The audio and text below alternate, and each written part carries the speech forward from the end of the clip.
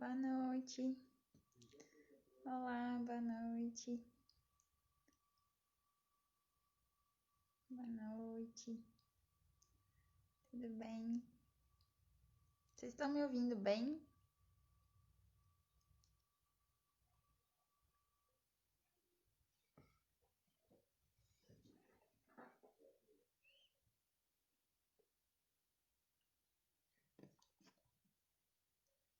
Bernardo. O Bernardo já chegou aí, então vou apresentá-lo brevemente. Bom, a live hoje vai ser sobre a atuação do historiador, né, no trabalho de conservação e restauro. E o Bernardo, a gente já fez vários trabalhos juntos, é um excelente profissional, uma pessoa maravilhosa e estou muito grata por ele ter aceitado o convite. Ele é graduado em História pelo UFOP, especialista em História da Cultura e da Arte pelo UFMG, mestre em Ambiente Construído e Patrimônio Sustentável também pelo UFMG e graduando em Museologia pelo UFOP. Ele atua nas áreas de História, Patrimônio Cultural, Museologia, Turismo, tendo larga experiência em pesquisas de contextualização para restaurações, desenvolvimento, aplicação de programas e projetos de educação patrimonial, ações de reparação, mitigação, compensação, diagnósticos de impacto ao patrimônio, processo de licenciamento ambiental, elaboração de inventários, dossiê de tombamento e registro, desenvolvimento de projetos tipográficos, de musealização, de sinalização interpretativa e pesquisas para memoriais e de histórico institucional, entre outros, com trabalhos por vários estados do país. Eu vou colocar ele na live aqui para ele falar um pouquinho com a gente. Deixa eu...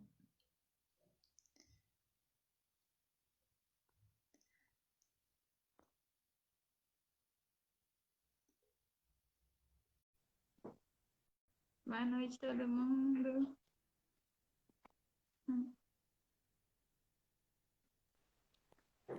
Oi, Bernardo. Boa noite, pessoal que está nos acompanhando aqui.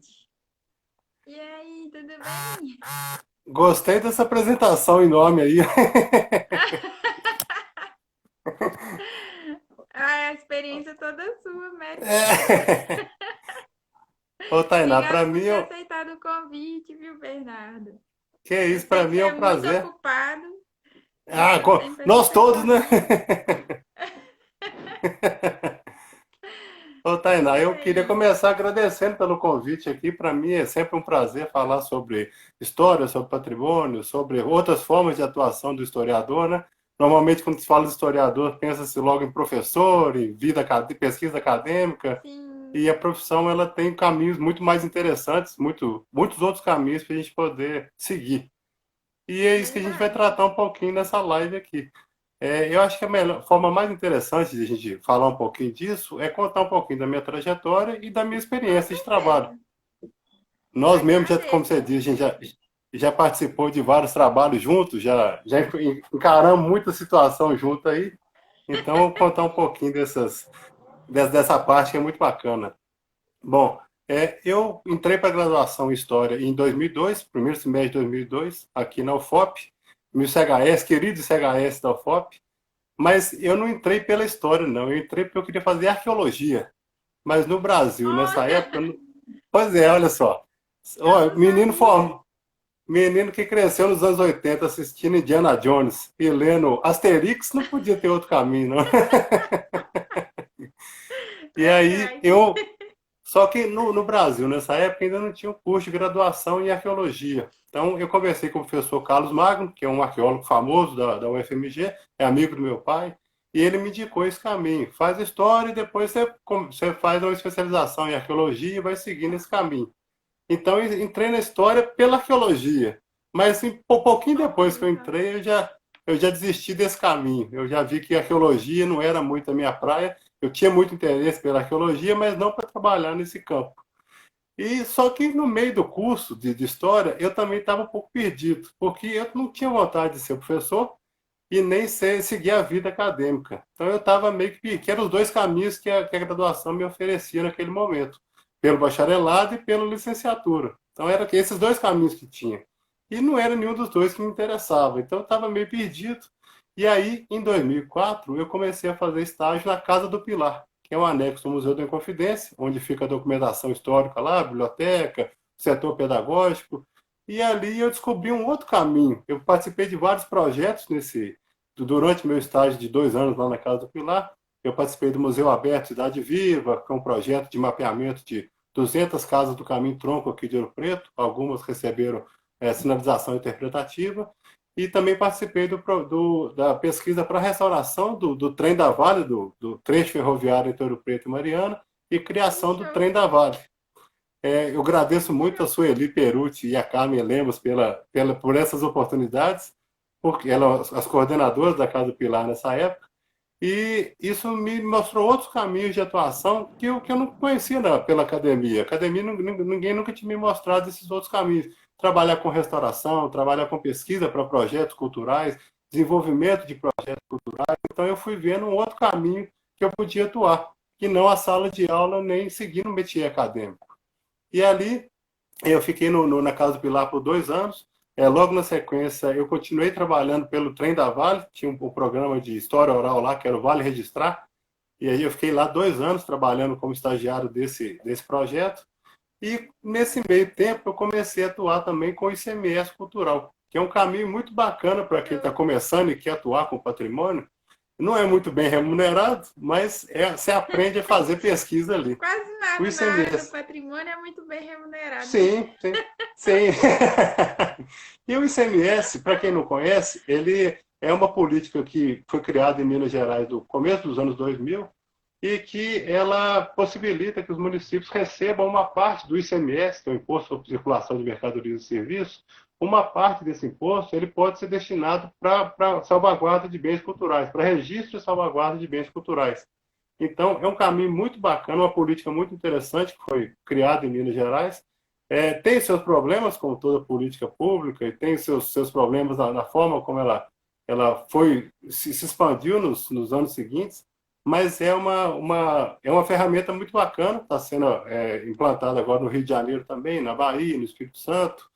Aqui em Minas já tem mais de 700 municípios que participam dessa Olha política. só, E isso que ajudou a criar um legal. mercado de trabalho muito grande para a atuação de arquitetos, de historiadores, de restauradores, porque várias empresas nasceram nesse contexto, oferecendo serviços para as prefeituras, serviços de inventário, elaboração de dossiês de registro, dossiês de tombamento, criação de planos de salvaguarda, planos de políticas culturais. Então, deu um gasto muito grande aqui em Minas essa política. E para nós foi muito bom, para nós profissionais da área foi muito positivo, porque apareceram vários projetos desde então, vários trabalhos desde então, tem um campo muito amplo, não é tanta gente que conhece, então tem muitos historiadores que não conhecem esse caminho, mas que é muito bacana. É muito interessante trabalhar com comunidade, trabalhar com patrimônio, trabalhar com história oral, com pesquisa local. E eu comentei que é uma grande escola, o ICMS, porque ele ensina muito para a gente como trabalhar em campo, como você faz um campo. Porque a maioria das empresas, elas não dão muito suporte para você ir a campo. Eles falam, você vai fazer tantos inventários, um dossiê de registro em tal cidade. E você vai para lá no dia tal, a empresa de ônibus que vai é essa e o contato de alguém da prefeitura é esse aqui. É isso que você tem. Então você vai para o campo com isso em mãos. E com isso você tem que se virar.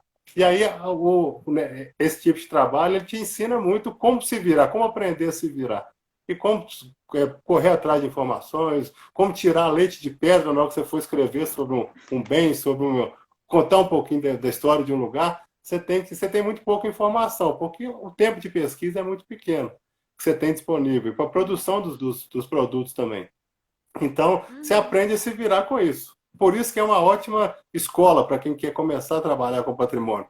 Não vai ganhar muito bem, mas vai adquirir muita experiência e isso vai valer para depois. Hoje em Você é dia, a muito minha. bom nisso, né, Bernardo? Assim, que eu fico sempre impressionada. Desculpa te cortar um pouquinho, Não, que porque toda isso. vez que a gente trabalha junto, às vezes você fala assim, ah, vou ali dar uma volta, sei o quê. Aí no mesmo dia eu fico assim, não, tadinho, não vai achar nada. O povo sai falando pra gente que não tem nada, né? Que não tem nada no arquivo, que não tem o quê. E aí depois, no fim do dia, você volta com aquele tanto de, de informação. Eu falo, caramba, onde que ele tirou isso tudo? Isso é muito legal. Pois é, Parece isso que eu te muito falei. trabalho de O mágica, né? ICMS te ensina isso, porque se você for perguntar para a pessoa, ela sempre vai falar que não tem quase nada, que tem muito pouca informação, não tem documento, mas você tem que aprender a pegar essas informações. Então, a história oral é uma ferramenta muito bacana. Bater prosa é muito bom. E quando você trabalhar conversando com os outros, tomando café, tomando lanche na casa dos outros, é muito gostoso. As Você pessoas fica se íntimo abrem ali. mais também, né? Sim, sim. E vira uma coisa, uma conversa bacana. A pessoa vê que eu estou interessada por aquele bem e ela se sente valorizada também. A maioria são detentores desses bens que a gente está inventariando, registrando. Então, eles se sentem valorizados. Isso é muito bacana até para eles mesmos. Então, trabalhar com patrimônio é bacana por isso também. Eu acho que o profissional é o caminho que ele tem para poder atiçar um pouco a comunidade para a importância do patrimônio, para o reconhecimento de seus patrimônios. Então a pessoa fala, muito lugar que a gente vai, a pessoa fala, aqui não tem patrimônio nenhum, aqui não tem história nenhuma, não tem cultura. Verdade. E a pessoa não sabe o que é cultura. Então o papel de quem trabalha com patrimônio é mostrar um pouquinho o que é patrimônio, o que é cultura. Trabalhar, esses conceitos tão amplos, né, tão difíceis da gente definir, mas é legal a gente levar um pouquinho isso para a comunidade, para que a própria comunidade reconheça o que é uma referência cultural para ela. O profissional que trabalha com patrimônio, ele não pode achar que ele vai falar o que é patrimônio para a comunidade.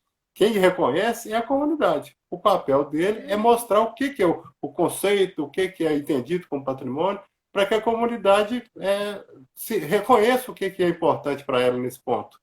E tem várias metodologias interessantes para trabalhar com isso. Tem os mapas mentais, mapas de percepção, onde a comunidade insere no mapa desenhado. É legal porque quando você aplica isso para jovens e adultos, eles voltam no tempo. A pessoa tinha anos que ela não desenhava, ela senta com a folha, uma cartolina, para desenhar o que são as referências para ela ali na comunidade. É o bar do seu Zé, Legal. é a igreja tal, é o campo de futebol, a pracinha onde o pessoal senta para prosear. Aí ela vai vendo o que é o patrimônio no final, que são as referências que ela entende como importantes para ela.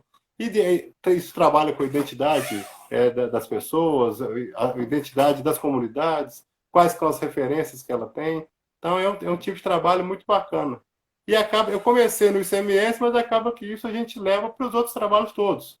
A gente já trabalhou muito com restauração também, projetos de restauração. O último nosso foi o da Matriz de São Tomé das Letras ali. Foi E muito foi legal. muito bacana. Conhecemos São Tomé, né? Aham, E foi nesses muito projetos, bacana. essas propostas de restauração, eu fui entrando logo depois do ICMS também. Eu comecei a atuar no ICMS aqui em Ouro Preto ainda. Eu coordenei a pesquisa histórica para o inventário dos distritos de Rodrigo Silva, de Santo Antônio do Salto, Glaura e Rodrigo Silva. E fizemos o dossiê de tombamento do núcleo de Rodrigo Silva também nessa época. Então foi uma experiência muito bacana, muito enriquecedora. E aí, a partir disso, eu vi que o caminho do patrimônio era o caminho que eu queria seguir. Trabalhar com patrimônio, trabalhar com pesquisas históricas para restauração, para memoriais. E aí, nesse meio tempo, como sempre trabalhei como autônomo, acaba que a gente nunca está num projeto só. Como você comentou, sempre que eu te encontro, eu estou com 2, 3, 4 projetos juntos. Porque eu preciso pagar as contas também. E é uma forma, É, e como tem pouca gente que atua nessa área, esse é até uma vantagem de divulgar isso aqui pela live, é de mostrar para essas pessoas que tem caminho e que precisam de profissional. A gente sabe como é que é carente de profissionais com experiência. A gente acaba que os novos que trabalham com isso muitas vezes se conhecem, são sempre quase às vezes pessoas, porque falta gente verdade, nova, falta sangue novo, porque muita gente não verdade. conhece. Como eu te falei, na minha graduação, eu não vi nada disso, de patrimônio, que dava para trabalhar com patrimônio. Era E outra eu acho que coisa. falta um incentivo também, você não acha? Não. Assim, Sim, não sim, sei, sim. né? Mas eu não sei se, por exemplo, na graduação, será que não se falam disso porque sabem que talvez seja um caminho meio muito desvalorizado também, né? Tipo Sim, mas assim, é muito de defender o lado da academia também. Quem que é professor da academia? Ele quer que o aluno siga pelo métier acadêmico exatamente ali, também. com pesquisa Verdade. acadêmica. Então, ele vai deixando de lado essa. Ele não vai falar desse patrimônio. E muitos também não conhecem essa vertente de atuação. Tem muito professor que não sabe que tem esse caminho todo. Não sabe dessas Uhum. políticas de CMS cultural, essa questão dos projetos de restauração. Durante muito tempo, a restauração era muito restrita a restauradores, arquitetos, tinha poucos historiadores que atuavam ali. E a própria pesquisa histórica Uhum. não era tão valorizada assim para um projeto de restauração. Era mais O que o é uma restaurador. loucura, né, Bernardo? Sim, Porque assim, eu sim, fico vendo assim, se a gente não tivesse tido o trabalho de historiador nos projetos que a gente fez, a gente não tinha conseguido as conclusões extremamente importantes, inclusive para fazer a proposta de intervenção, né? sim, Inclusive, sim, toda vez que você trabalha com a gente, eu acho muito legal que você faz todo aquele histórico de intervenções que ocorreram no bem, que dá uma norteada para a gente, confirma várias coisas que a gente viu no diagnóstico, e nos exames, enfim, é muito bom. E tem muita gente que ainda não consegue compreender a importância, né, do histórico num projeto de restauro. Até por sim, isso sim. foi muito motivo da live hoje, né? Uhum, Para conscientizar as empresas também, né? Que contratam esse serviço, que não pode deixar o histórico de fora. sim, sim. E o que é bacana de uma pesquisa para restauração é que é um processo muito interdisciplinar. Então, você tem vários profissionais de Sim, várias áreas diferentes, cada um com a sua bagagem, cada um com a sua experiência, mas que tem que trocar figurinha o tempo todo. É isso que a gente faz nos sim. projetos que a gente participa. Você vê uma intervenção, você, pela análise da arquitetura, você consegue perceber uma intervenção que foi feita em tal lugar. Na pesquisa histórica, tendo essa informação, eu vou procurar saber quanto que foi essa intervenção. Quando eu for entrevistar alguém, eu vou falar dessa intervenção que teve, se a pessoa lembra disso, se ela ouviu falar disso. Então, essas figurinhas vão se casando. Cada um vai trazer uma peça do quebra-cabeça para a gente tentar montar depois como é que foi o contexto de criação desse bem, de as modificações que ele passou ao longo do tempo. Então, é um trabalho muito bacana e que é feito a várias mãos. E que a gente tem que casar essas informações. E é muito enriquecedor, porque eu trago minha bagagem, mas você também traz a sua bagagem, o engenheiro ele vai trazer a bagagem dele, e a gente vai trocando essas figurinhas e aprende muito. Eu aprendi muito de arquitetura nesses trabalhos, muito de engenharia nesses trabalhos, nunca fui engenheiro, mas a gente acaba aprendendo muito, você vai bebendo aquelas fontes ali, vai conhecendo outras referências que essas pessoas trazem para você, e vai fazendo contatos. E aí, quando essa pessoa tiver um outro projeto de restauração, ela vai te chamar para participar com ela e você vai chamar também para ela participar com você. Então, é muito enriquecedor. Esse trabalho de restauração é muito bacana. E que também gera outros produtos. Além do projeto de restauração em si, você pode usar aquela pesquisa que foi feita para criar uma cartilha de educação patrimonial sobre aquele bem, para criar um livro sobre aquele bem, sobre esse processo de restauração, criar vídeos documentais, vídeos curtos para ir pro YouTube, por exemplo, você pode gravar esse processo de restauração. Eu já trabalhei com projetos assim. Eu fiz a pesquisa histórica para a restauração, mas eu também ajudei a desenvolver produtos para divulgação dessa restauração. Que Aqui em Ouro bacana. Preto, eu trabalhei no Taquaral, na restauração da igreja de Taquaral. E lá a gente fez videozinhos curtos para a Paróquia do Pilar, de 1 minuto cada um, falando de aspectos dessa restauração, para ser vinculado na Top, na TV Ouro Preto Que aqui na show. época ainda. Então foi um negócio bacana, é uma forma até de mostrar essa restauração que está acontecendo, como é que é o processo de restauração, que é um negócio bacana, né? Você vê como é que você recupera uma pintura, como é que você recupera uma imagem sacra que está Isso é muito danificada. importante. Inclusive, eu acho que é a parte mais importante até, porque assim, é muito comum, acho que você já deve ter visto, né? A gente fazer todo um trabalho de restauro, muitas vezes baseado em mínima intervenção. E aí, quando você devolve para a comunidade, a comunidade fala: Nossa senhora, a gente gastou um monte para trazer esse negócio do mesmo jeito, foi? E aí você fala: Não, e aí você precisa provar para a pessoa que foi É. feito um trabalho, né? E Sim, conscientizar sim. essa pessoa que teve um trabalho que foi feito ali, mas que muitas vezes vai ser um pouco invisível, né? Nem sempre ele vai ter o mesmo critério de intervenção, enfim. É complicado, né? E muita gente não entende o trabalho que dá fazer um projeto desse tipo. Por exemplo, uma pesquisa Dá histórica. mesmo. Aí você cobra tanto fazer uma pesquisa histórica. Aí a pessoa fala, mas esse valor para fazer só isso, você escrever um texto sobre minha casa aqui, mas ela não entende que tem uma pesquisa toda por trás, tem toda a bagagem de formação que eu tive para chegar até aqui, onde é que eu estou. Então, Exatamente. é, a gente tem que valorizar o profissional, porque nós custamos muito para chegar aqui. Foi muito ano de labuta, de trabalho, de estudo. Então você tem uma bagagem por trás. E, querendo ou não, uma pesquisa histórica é muito complexa. Você tem várias fontes para você pesquisar, você tem arquivos, você tem história oral, você tem arquivos cartorários, você tem vídeos, fotos. Então você tem uma infinidade de fontes que você precisa analisar e sistematizar aquilo num texto que seja legível. Tem muito historiador que faz texto acadêmico aí. Eu não gosto de texto acadêmico, não. A gente tem que escrever o mais simples possível, para que todo mundo entenda o que você está querendo falar. Eu Então, concordo.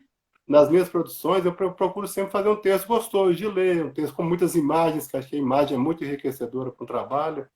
Então, Sim. e até para mostrar um pouquinho dessas intervenções, é legal você ter imagens de antes e depois, que aí você pode comparar como é que foi essa evolução dos bens, a construção do bem, se for um registro de patrimônio imaterial, por exemplo. Você tem imagens de manifestações antigas e trazer aquilo para a comunidade e ajudar a comunidade a recolher material para poder criar um acervo próprio sobre aquilo. Então é muito bacana. Eu sou apaixonado pelo trabalho que eu faço, pelo tipo de trabalho que eu faço, e vou ficar nessa minha vida toda. Não, e você, assim, é um profissional super experiente, capacitado, né? E é isso que você falou é verdade. Eu vejo que falta gente nova interessada no assunto.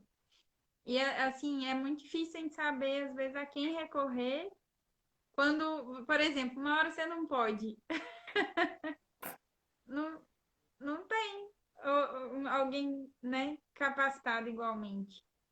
Ou pelo menos a Pois gente é. não conhece, né? Então, assim, eu acho que falta incentivo, falta divulgação desse tipo de trabalho, né? Porque realmente é essencial para todo o trabalho de preservação do patrimônio em qualquer aspecto, né? Inventário, Uhum, dossiê, projeto, educação patrimonial, enfim, em todos o historiador entra. Não é que nem sim.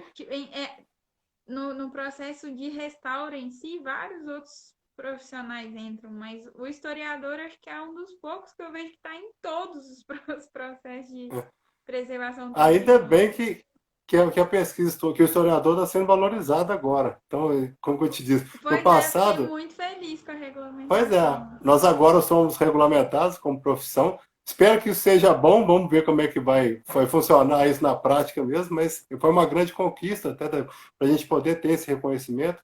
Inicialmente eu era só um professor, eu não podia colocar nem como historiador no projeto, porque não existia nem essa profissão de historiador. Mas agora a Verdade. gente já tem esse reconhecimento.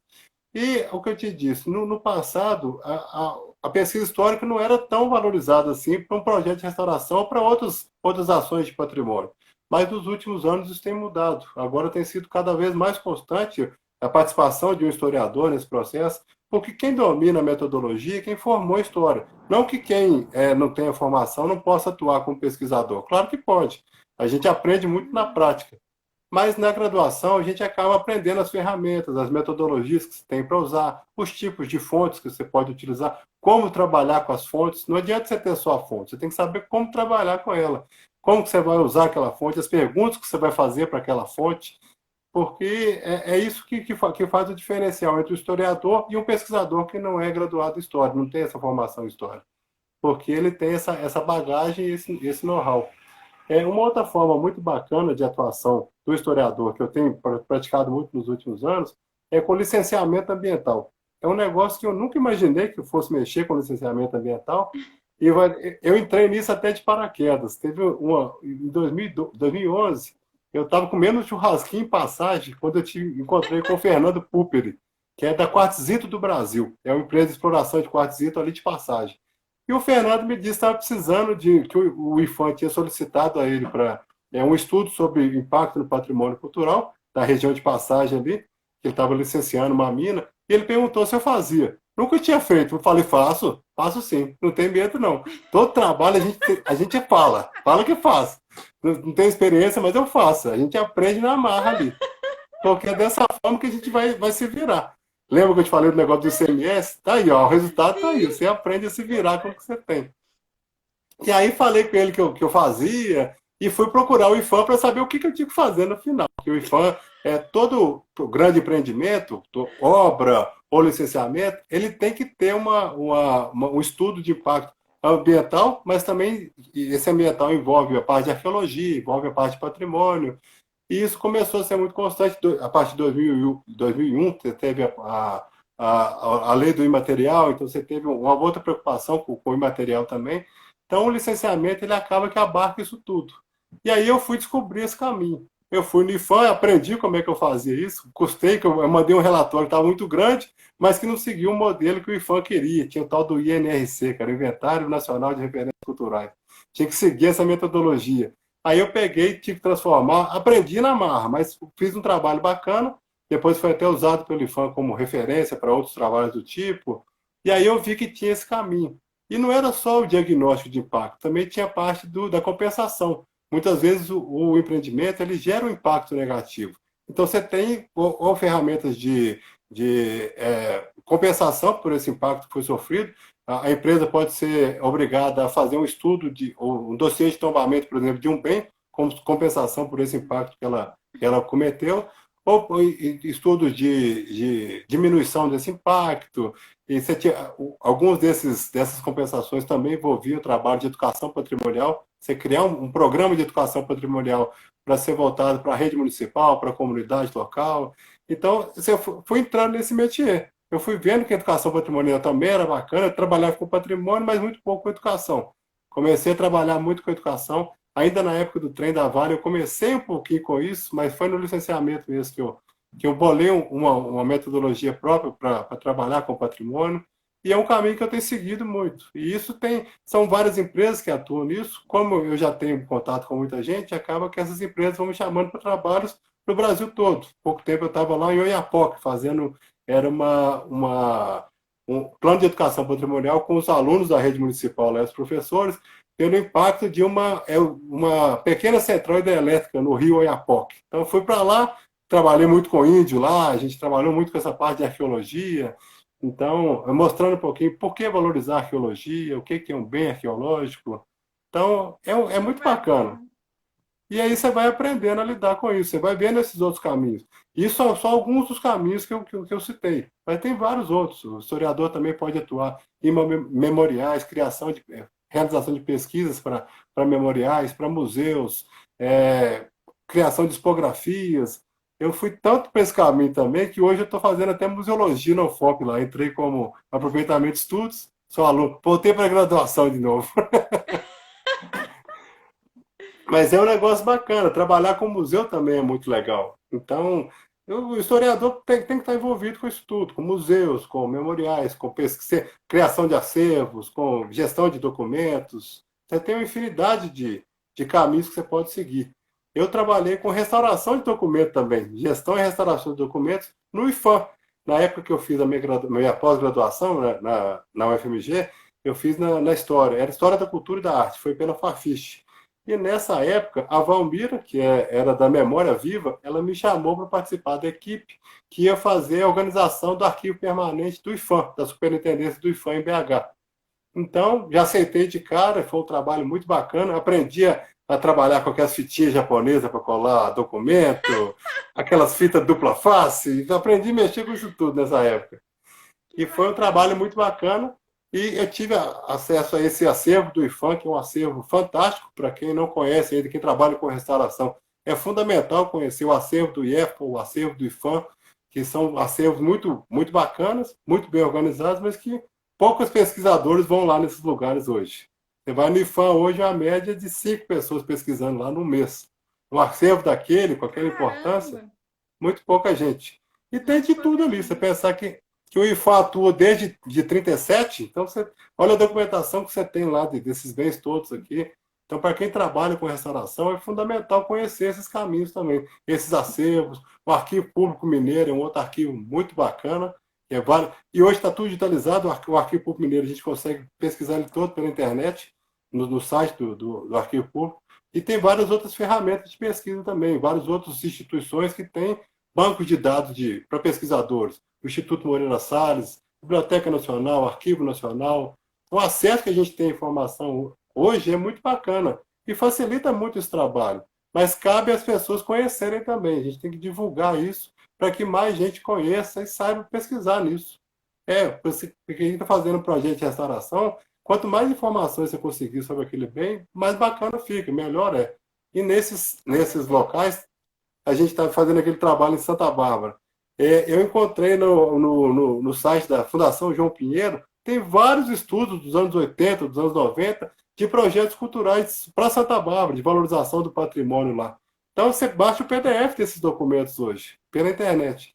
Então, olha o acervo de informações que tem ali, a quantidade de informações que a gente consegue nesse acervo é muito grande, é muito rico. Então, é um caminho. E a gente só vai aprendendo essas manhas atuando no campo. A gente sempre chega muito cru como profissional, mas a gente vai aprendendo na marra ali. A gente vai encontrando esses caminhos durante essa atuação ali nesses É, projetos. isso que você falou eu acho importante, porque o que eu vejo, assim, até às vezes quando alguém procura, né? É assim que, sempre querem alguém com experiência, óbvio, né? Você vai contratar um Uhum. profissional, você quer alguém com experiência. Mas se também você nunca dá chance para alguém entrar e conseguir experiência, não vai ter outros Como é que ele profissionais com vai, experiência. Como que ele como é que ele adquire? vai Isso adquirir isso, né? acontece em todas as áreas, né? Tipo, eu tava vendo pessoal que ia prestar licitação lá de Mariana, né? E aí pedia arquiteto com experiência em obra, master, não sei o que, não sei o que, não sei o que. Meu, mas para ele ter esse título, ele precisa ter alguma experiência, alguma chance, né? Sim, sim. E E, até para e ver como como é que que. é o caminho. Exatamente, aí eu fiquei pensando no ramo da história. Qual o caminho, por exemplo, se eu fosse formar hoje em história? Qual o caminho que você indicaria para o profissional para ele começar a desbravar esse mundo, né, do patrimônio? Bom, pela minha experiência, eu acho que o melhor caminho é ele tentar um estágio em alguma instituição que trabalhe com isso, um museu, um arquivo, para ele começar a ter Hum, acesso com esse mundo cultural. Sair um pouco da academia e conhecer esse outro lado. Eu tive a grande entendi. sorte de cair na casa do Pilar e lá a Carmen e a Sueli eram muito dinâmicas nesse ponto de fazer projetos culturais. Então, eu acabei caindo no lugar certo na hora certa, que ali elas me encaixaram nesses projetos, eu me identifiquei muito com o tipo de ação que eu podia ter através disso e me mostraram esse caminho. Então, eu acho que o mais bacana é ele tentar, ainda na graduação, começar a conhecer um pouco mais da realidade do patrimônio cultural da sua região. Ixi, travou.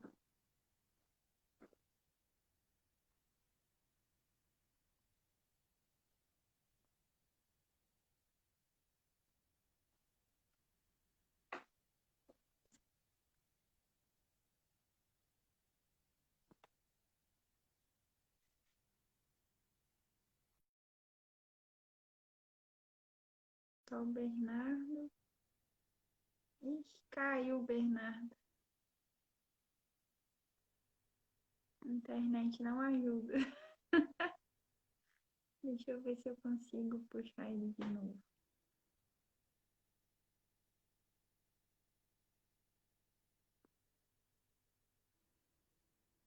Aproveitar para ler os comentários aqui. O Luiz tá aí, o André tá aí, a Daisy. Oi, Daisy.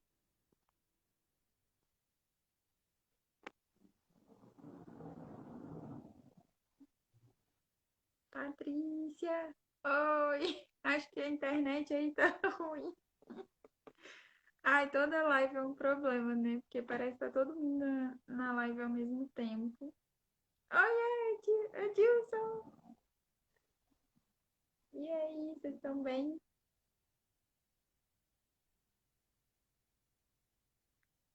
Deixa eu ver se tem alguma pergunta.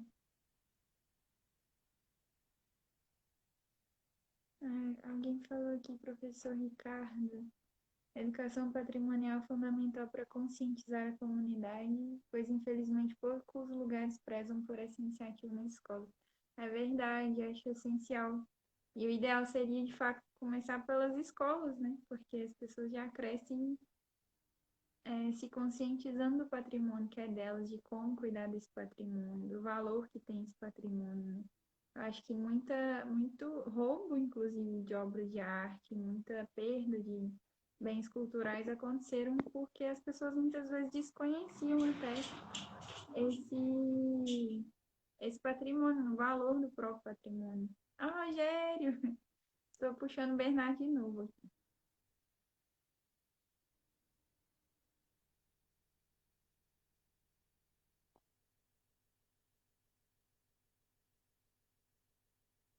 Vamos ver se agora vai.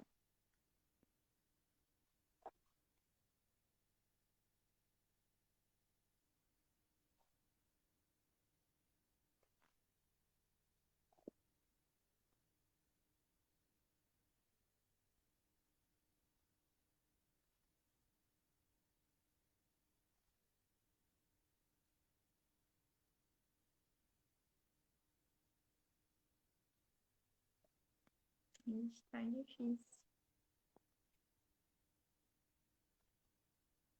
Eu tô tentando te puxar, Bernardo, mas não tá indo. Deixa eu tentar de novo.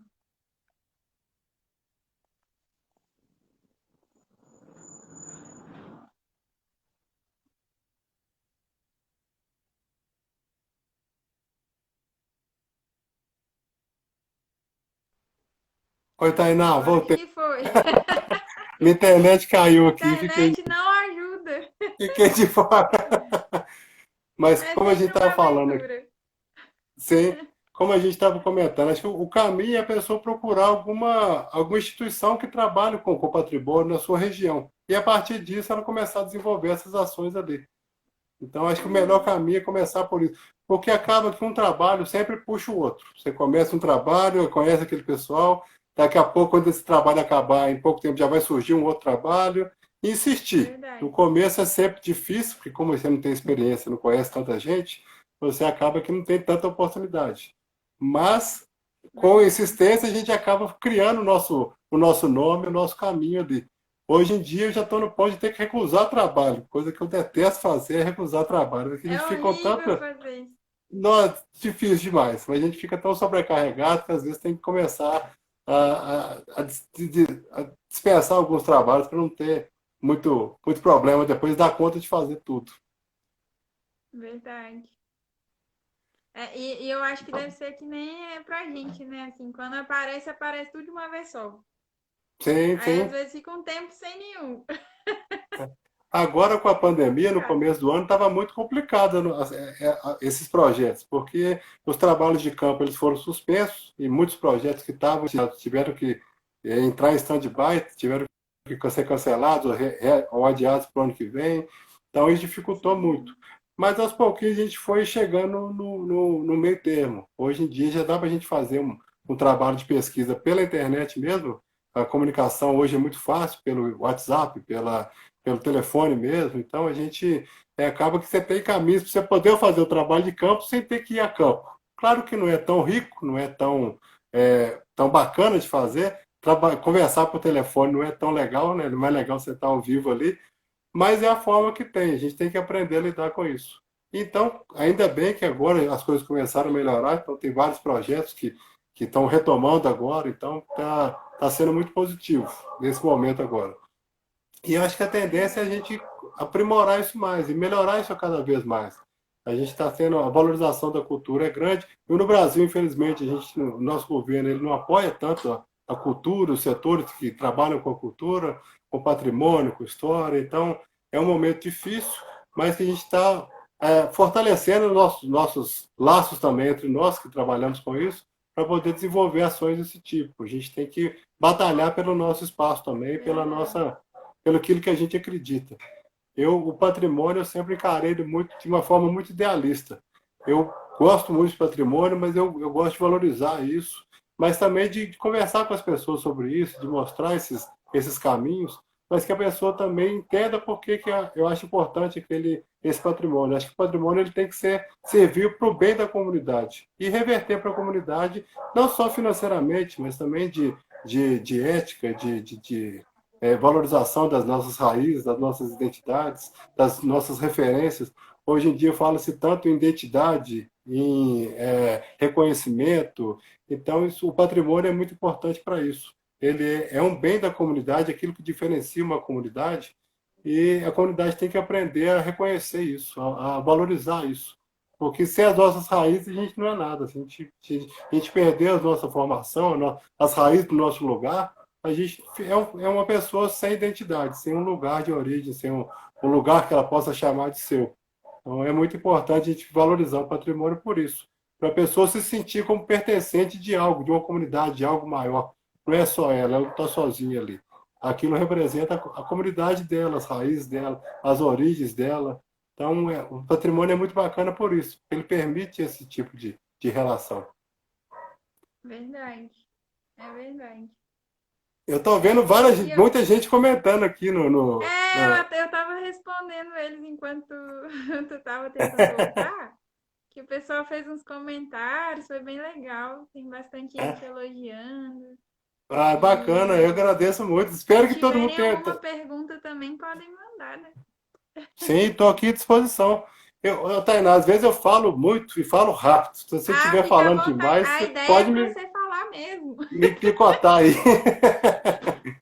Eu queria Se saber, tiver. assim, o que que você pensa sobre benefícios e dificuldades, assim? O que que poderia ser melhorado e o que você acha que, pô, muito bacana na atuação do historiador, assim, nesse ramo? Dificuldades que eu acho é muito a pouca valorização do profissional, como a gente comentou. Hoje em dia paga-se mal ainda pelo tanto de trabalho que precisa ser feito numa pesquisa histórica, por exemplo. E muitas vezes, quando você cobra um preço mais realista, a pessoa estranha. Ela fala, não é possível que você vai cobrar isso tudo para fazer uma pesquisa histórica. É aquilo que a gente comentou antes. Ela não entende a dificuldade que é você fazer uma pesquisa histórica e o prazo, questão de prazo. Você pesquisar e pesquisar num prazo curto, você ter um produto no final, é muito difícil e você precisa ter uma bagagem para isso. Então, eu acho que uma das dificuldades é essa. Eu acho que você tem uma remuneração melhor, você tem um reconhecimento maior, mas isso está sendo construído aos poucos. Eu acho que a gente já avançou muito. Hoje o historiador já é reconhecido como profissional, ele já começa a ter o seu espaço nesse projeto. Todo projeto de restauração hoje, a maioria já exige que tenha um historiador, o licenciamento ambiental exige que tenha uma figura do historiador ali para poder desenvolver essas ações.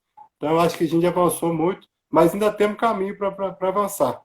E a parte boa é tudo que aquilo que eu falei antes. Para quem gosta de conversar e de conhecer, e tem interesse por conhecer as coisas, é um caminho fantástico. Porque você sempre está tendo contato com gente nova, com informações novas, com bens novos, você vai conhecer muita Culturas coisa novas, diferente. né? Muito, muito. E você tem que estar sempre aberto a isso. Eu comentei desse trabalho que eu fiz no IAPOC. É outra cultura, muito diferente da nossa aqui. Então você conhece outra realidade. Eu fiz trabalho já no sul, lá em Santa Catarina, em Florianópolis, a gente fez o circuito de Fortalezas lá. Eu fiz com a equipe B, Ah, o pessoal de Belo legal. Horizonte. E foi um trabalho muito bacana porque é uma outra realidade. E o que é mais bacana para o historiador é que você começa a estudar histórias de lugares diferentes, mas que você vê que está tudo conectado. Então, como eu era aqui de Minas, de Ouro Preto, eu sempre pesquisava muito a história de Minas, a história daqui da região, a história do ouro, questão do Brasil colônia aqui, mas a Inconfidência Mineira, esses movimentos sociais. Mas eu não conhecia quase nada da história de Santa Catarina, por exemplo, da história do sul do país. E não conheci nada sobre o Nordeste, muito pouco sobre o Nordeste, sobre a região Norte. E a gente sempre vê aquilo que a gente conhece de escola, aquela Revolução Farroupilha e companhia, mas você não conhece muito como é que é a realidade histórica desses lugares. E aí, quando você vai fazer uma pesquisa nessas regiões, você tem que entender os contexto histórico dessas regiões. E aí você começa a fazer conexão com o contexto de Minas Gerais. Como é que era Minas Gerais no período colonial, mas como é que era o Oiapoque, por exemplo, no período colonial? Como é que era Santa Catarina nessa época? Você começa a estabelecer essas pontes. E aí fica muito legal, porque você começa a entender muito melhor a história do Brasil e começa a entender como é que a gente chegou aqui, essas diferenças culturais. Isso é muito, muito bacana. É uma parte que eu mais Ai, gosto que é essa. legal. E conversar com gente. Acho que prosa é a melhor coisa que tem. A gente sentar para prosear, para tomar um café, bater um dedo de prosa ali, falar sobre cultura, falar sobre patrimônio. Acho que esse é o melhor caminho. E Tô é vendo o algo que eu acho Ricardo que sempre comentando aqui, ó. que quando tiver trabalho para você chamar. Ricardo, já Ah, trabalhamos então juntos. falar pro o Ed pediu para você falar do trabalho da visita guiada em Ouro Preto. Pois é, esse que o Edilson está comentando, Edilson também é meu amigo, a gente está fazendo um trabalho junto em Morro Velho Demais! ali. Ele Você é muito conhece bom. Edilson, já trabalhamos junto. Esse Aham. trabalho que ele está comentando, eu comecei com isso pelo trem da Vale. Lá no trem eu comecei atuando na parte de história, na pesquisa para restauração, depois eu fui da história oral, depois eu participei de vários projetos dentro do trem, até o final, até 2015, quando o trem encerrou o programa de educação patrimonial. Entre esses projetos, eu participei da trilha sensorial. Era uma ideia que existia já no programa original do Trem da Vale, mas que era uma coisa mais sensitiva. Você andava pelas ruas sentindo o calçamento, escutando o barulho das coisas. E quando a Cláudia Xavier me chamou para participar desse projeto, desenvolver essa trilha, eu trouxe uma bagagem da história já, fotos antigas da cidade. Então comecei a fazer um percurso por Ouro Preto, mostrando fotos antigas desses espaços, para através das fotos eu ir contando um pouco da história da cidade. Então a gente saía daquele óbvio só de monumentos, mas eu trabalhava muito com contextos. E com foto antiga é um negócio que eu acho fantástico de trabalhar. Porque a foto ela conta muita coisa e dá para você trabalhar muita informação a partir de uma foto. Você pega uma foto da praça nos anos 1870, uma foto nos anos 20, nos anos 40, e aí você vai contando a história daquele espaço. Bom, acontecimentos importantes que tiveram lugar ali. Então, era um trabalho muito bacana. Eu comecei a desenvolver várias trilhas sensoriais aqui por Ouro Preto, por Mariana, dentro do trem mesmo, no caminho para Mariana, no percurso para Mariana. Tem muita coisa bacana para falar ali da fábrica de tecidos, do Pátio Faria. Então, eu fui trazendo essa bagagem e desenvolver essa trilha sensorial. E depois eu comecei a oferecer isso como um produto turístico.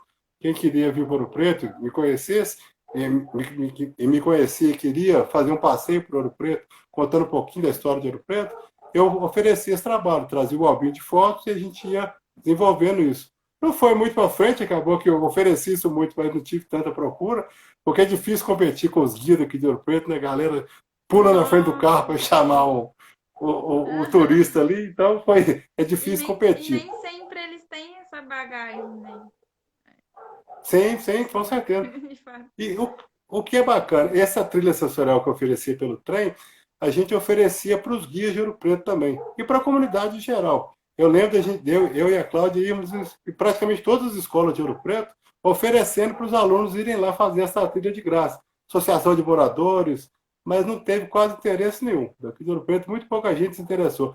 Esse eu acho um problema também. Eu acho que as pessoas criticam muito a questão do patrimônio, do turismo aqui, mas a própria comunidade, muitas vezes, ela não abraça aquele patrimônio, ela mesma não Verdade. usufrui daquilo. Quanta gente E uma critica o coisa que eu Museu ia da te Construção? perguntar. Hum. Ai, desculpa te interromper. Não, vamos lá. Pode terminar. É que você falou isso agora e eu fiquei pensando. Eu não sei o que você pensa disso, mas eu andei reparando que em cidades que às vezes o turismo é mais fraco, a sociedade se apropria mais. Sim, Eu sim. tive essa impressão em vários lugares que eu trabalhei, ou que a gente trabalhou junto até. Às vezes eu penso que Ouro Preto não tem a comunidade às vezes pode ser que não abrace tanto, porque é gente demais. É. Tipo, é muito E difícil uma Ouro Preto beata tem. conseguir ir na igreja de tarde rezar, porque tem Sim, um fluxo de turista e tal, ela acaba perdendo um pouco o espaço, né, de usufruto dela mesmo. sim. Mas eu Não acho que vai sei se até eu tô além errada. disso, Tainá. Porque a própria forma como o patrimônio foi trabalhado em Ouro Preto desde o começo do IFAM, o IFAM nasceu no Estado Novo do Vargas. Então ele nasceu com um quê de autoritarismo ali no meio. E aquilo ali, no primeiro momento, a comunidade, na minha dissertação do mestrado, eu trabalhei justamente com esse tema, com a valorização de Ouro Preto, mas essa questão desse autoritarismo do IFAM, a forma como o IFAM agia, nesse começo ele nunca foi preocupado com a educação patrimonial, ele estava preocupado em preservar, em restaurar e tombar. Ele não estava preocupado em educar a população para usufruir daquilo. E aquilo acabou gerando um atrito entre o IFAM e a comunidade. E o cara queria fazer uma obra na casa dele, o IFAM ia lá e embargava. E como o IFAM era um órgão autoritário, por muito tempo ele foi bastante autoritário, até hoje ele tem um pouquinho desse ranço ainda do Estado Novo, a comunidade foi se distanciando do IFAM. Pelo menos no caso de Ouro Preto, a gente vê uma briga grande entre a comunidade e o IFAM. Muita gente não É gosta do verdade. IFAM aqui, por Faz essa sentido. atuação. E isso acaba se refletindo na forma como a comunidade vê o patrimônio, enxerga o patrimônio. Ela acha que aquilo não é para ela. Esse patrimônio é só para o Ou turista. Esse às vezes patrimônio que não é é só um para ela. negócio que dá trabalho, né? Sim, É só sim, um sim. negócio que dá Só tá trabalho. aqui para encher o saco. O IFAM só está É aqui para verdade. me A perturbar Raíssa e me até impedir falou de fazer o aqui, que eu né? quero. Que tem muitos contextos para analisar isso. De fato, tem, né? Assim, e tem várias formas de turismo, né? Que eu aprendi Sim, algumas sim, coisas aqui também. Que nem sempre ele é depredatório. Não sei se essa sim, palavra é sim. certa. E Mas o turismo é eu muito tem essa importante é para o uma preto. sensação mesmo. Não é nem É. nada científico, né? Foi só uma observação dos lugares E que o eu já turismo, ele fui tem que ser comparando com um, o preto.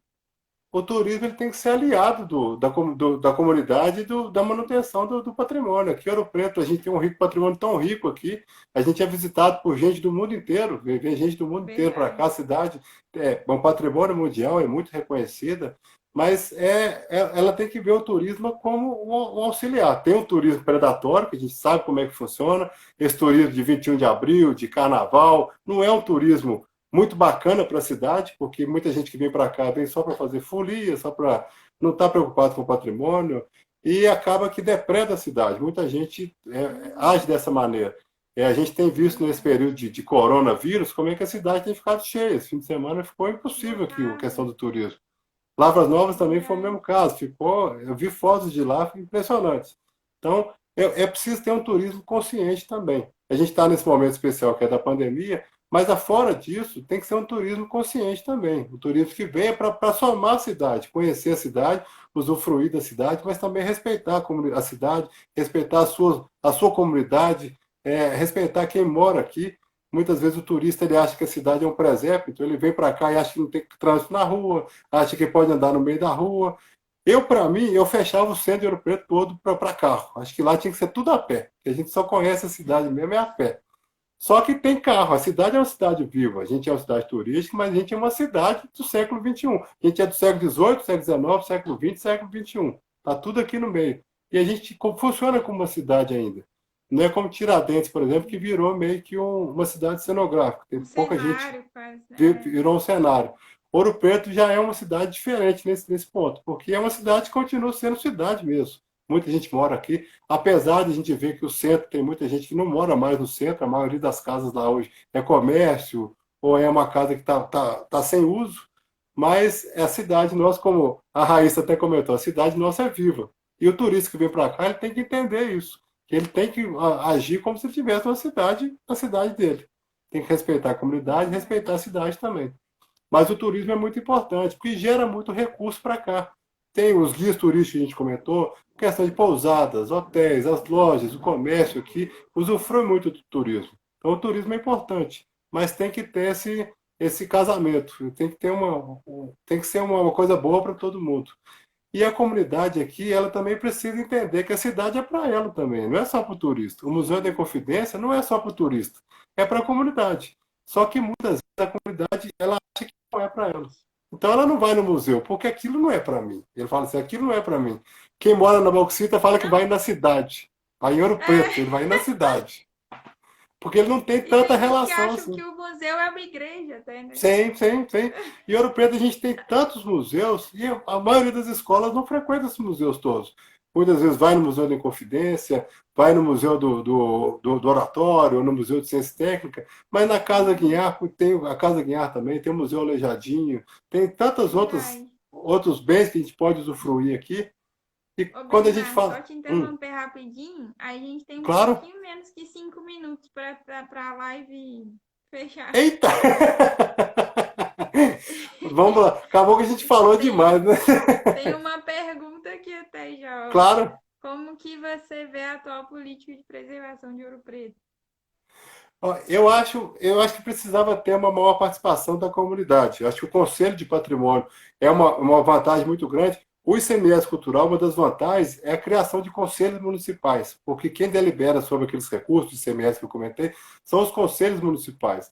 Então, os conselhos são uma forma de organização social. Ele não é um órgão da prefeitura, ele é uma entidade civil e é ele que ajuda a desenvolver essa política. Eu acho que a gente tem avançado muito. Ouro Preto é um caso meio que atípico, porque é uma cidade que sempre foi muito usada como laboratório de políticas públicas de preservação, Então sempre teve muita evidência aqui, a cidade sempre teve muito em evidência nesse ponto, mas eu acho que em todo lugar a questão da política cultural ela tem que passar pela comunidade. A comunidade tem que participar mais dessas decisões, o que registrar, o que inventariar, como desenvolver como valorizar esses bens e trazer isso para as escolas. A educação patrimonial, a gente sempre fala muito disso, mas a gente sempre lembra de escola visitando museu. Mas a educação patrimonial não é só isso. Isso é um pedacinho da educação patrimonial. Ela tem que ser um trabalho continuado para ser feito também com as comunidades, com os jovens, com os adultos. É um trabalho contínuo, para que a própria comunidade abrace esse patrimônio e se sinta representado por ele. Eu acho que isso falta muito aqui em Ouro Preto ainda. A comunidade, até por essa falta de educação patrimonial por parte do IPHAN e dos órgãos de preservação, ela foi muito deixada de lado nesse ponto. E hoje em dia muita gente se afasta justamente por causa disso, porque ele entende que não é para ele. Eu acho que o caminho é outro. Eu acho que o caminho é a comunidade entender que isso aqui também é dela, ela também tem que pegar isso aqui para ela e usar isso como referência. As igrejas são igrejas ainda aqui, não são museus, são patrimônios, mas também são templos religiosos. Então, você tem os usos ali no meio, mas a comunidade tem que entender que aquilo também é dela. Aqui não é só para o turista. Aqui é para nós ouropretanos. Você perguntou aí como que você acha que pode levar essa comunidade para os museus. Eu acho que começa sempre na escola. Eu acho que começa sempre na escola. A escola é o primeiro caminho. Mas na escola ela tem que ensinar ao aluno por que é importante aquilo, para que ele consiga fazer essas conexões no futuro. Mais para frente, ele faz uma ação continuada, valorizar a ida aos museus, mas começar também pela rua dele. Um negócio bacana do patrimônio é que a gente não precisa ficar só com o patrimônio esse que é reconhecido. O patrimônio começa na rua dele, na família dele, a história da família dele, a história da rua que ele mora, do bairro que ele mora. Começa por aí, porque aí ele vai entendendo que aquela referência é importante para ele, para a comunidade dele, até aquilo chegar na cidade. Eu acho que o caminho é começar pela escola, mas apresentando isso, que é uma coisa continuada. As comunidades também têm que abraçar isso, têm que se valorizar. Então, eu acho que o caminho passa por aí. Falei bastante aqui. Alguém perguntou aqui também se o IEFA não tem colaborado e feito um trabalho de intermediação com a sociedade. Tem também, o IEFA tem cadeira no Conselho de Patrimônio aqui, mas o IEFA ele tem menos, a atuação dele mais é de fazer o reconhecimento dos inventários, dos registros, mas ele tem um negócio que é muito bacana. Essa política do CMS ela está ligada com o IEFA. E o negócio que o IEFA tem feito que é muito bacana são as rodadas do patrimônio. Todo ano tem isso, essas rodadas. Os municípios que participam do CMS, eles participam de reuniões, de encontros, e ali eles trocam experiências, trocam figurinhas. O IEFA oferece cursos para capacitação de profissionais. Então, eu acho que o IEFA tem tido uma atuação muito bacana, apesar de ter pouco recurso e pouco quadro técnico. Como o IPHAN também. O IPHAN é um órgão que eu admiro muito, mas que passa por muitos problemas. Falta é muito de pouco. desvalorização também. Sim, totalmente desvalorizado. É totalmente desvalorizado. E não tem plano de carreira. Quem entra ali usa como um trampolim para ir para outra coisa. Então acaba que o órgão ele fica sem técnico para poder atuar. Então a questão do licenciamento era para ser um negócio bacana, mas o IPHAN tem tão pouca gente para poder analisar esse processo que acaba travando tudo e demorando demais. Então a empresa vai e mete o pau no IPHAN. Fala, é um absurdo, o IPHAN tem um ano que está analisando meu projeto. Mas é porque não tem quadro para isso. Tem muito pouca gente atuando dentro do órgão. Muita gente saiu, tem muito cargo vago. E ainda mais para esse governo nosso agora, que para ele o IPHAN devia acabar, né? Então é um problema sério. Mas eu acho que a gente tem que continuar lutando. Acho que a gente não pode desistir, não. Nós que estamos nessa luta, temos que estar aí. Sim, sim. Casar forças, unir forças e a gente trabalhar para o bem comum. Valorizar o patrimônio e valorizar a comunidade, para a comunidade valorizar esse patrimônio também. Acho que a gente passa por aí. Ô, Bernardo, vai desligar a live, tem 26 segundos. Ó, quero agradecer muito você e todo mundo. Ô, Tainá, eu que agradeço. Eu agradeço a participação de todo mundo também aqui. Espero que tenha sido bacana, proveitoso para todo mundo, o papo aqui. E depois a gente marca outras lives também. A gente tem tanta coisa para a gente poder falar, né? Ó, vai cair agora.